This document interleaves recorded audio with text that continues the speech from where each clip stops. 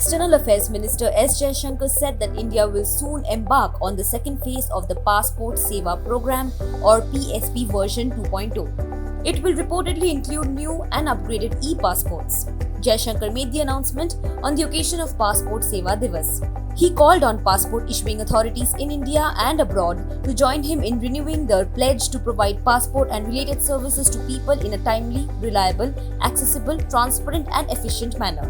Jaishankar said, and I quote, "We will soon be embarking on Passport Seva Program or PSP version 2.0, including new and upgraded e-passports.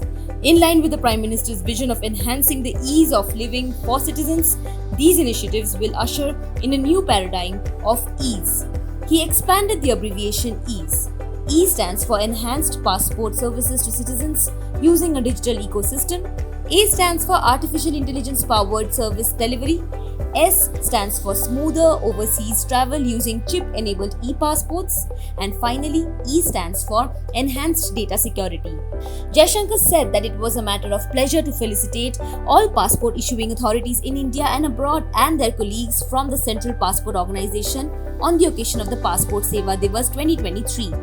He noted that this day is an occasion to take stock of what has been achieved and to reaffirm India's resolve to strive to attain the highest standards in the delivery of passport services.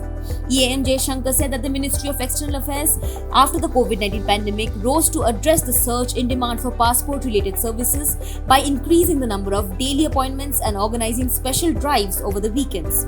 He noted that the ministry processed a record 13.32 million passports and miscellaneous services in 2022, marking a rise of 63% from 2021. In his message, Jaishankar stated that the Passport Seva program has contributed significantly towards the Indian government's goal of a digital India. He even spoke about his visits to Passport Seva Kendras in several states.